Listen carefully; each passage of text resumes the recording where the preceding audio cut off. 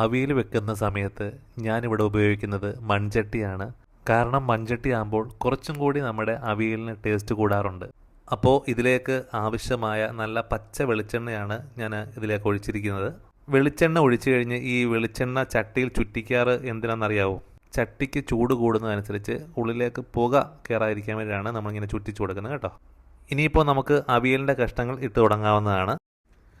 ചേന, ക്യാരറ്റ്, പടവലങ്ങ, കുമ്പളങ്ങ, അമരപ്പയർ, വെള്ളരിക്ക, പയർ, പച്ചക്കായ, പച്ചമുളക്, പിന്നെ കുറച്ച് കറിവേപ്പിലയും കൂടി ചേർത്ത്, നമ്മുടെ ചെറിയ ചട്ടി ആയതുകൊണ്ട് പച്ചക്കറിയൊക്കെ ഇട്ടപ്പോഴത്തേക്ക് നമ്മുടെ ചട്ടി നിറഞ്ഞു. ഇതിലേക്ക് നമ്മൾ മഞ്ഞൾപ്പൊടി ഒന്ന് തൂകിയിട്ടുണ്ട്.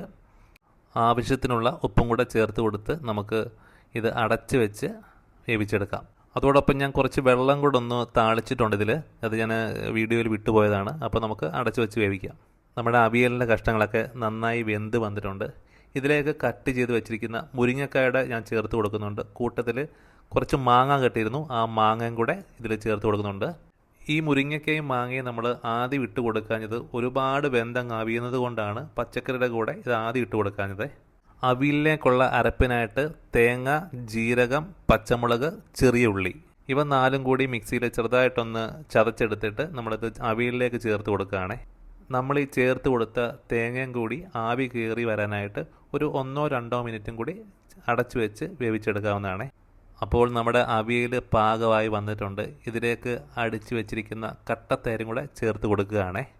ഈ ചേർത്ത് കൊടുത്ത തൈരും കൂടി നന്നായിട്ട് ഇതിൽ മിക്സ് ചെയ്ത ശേഷം മുകളിലേക്ക് അല്പം പച്ച വെളിച്ചെണ്ണയും കൂടെ തൂക്കിക്കഴിഞ്ഞാൽ നമ്മുടെ അവിയൽ തയ്യാർ.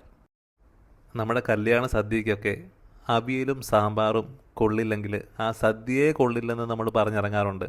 അതുകൊണ്ട് അത്രയും പ്രധാനമുള്ള ഒരു വിഭവം കൂടിയാണ് നമ്മുടെ അവിയൽ. അപ്പോൾ നമ്മുടെ ഇന്നത്തെ വീഡിയോ ഇവിടെ പൂർണ്ണമാവുകയാണ്. വീഡിയോ എല്ലാവർക്കും ഇഷ്ടമായെന്ന് കരുതുന്നു. ആ ഒരു ഇഷ്ടത്തിൻ്റെ കൂടെ നമ്മളെ ഒന്ന് സപ്പോർട്ട് ചെയ്യാനും മറക്കരുത്. കണ്ടവർ കമൻറ്റ് ചെയ്യുക, ലൈക്ക് ചെയ്യുക, സബ്സ്ക്രൈബ് ചെയ്യുക. അടുത്തൊരു വീഡിയോയുമായി വീണ്ടും കാണാം. Bye bye.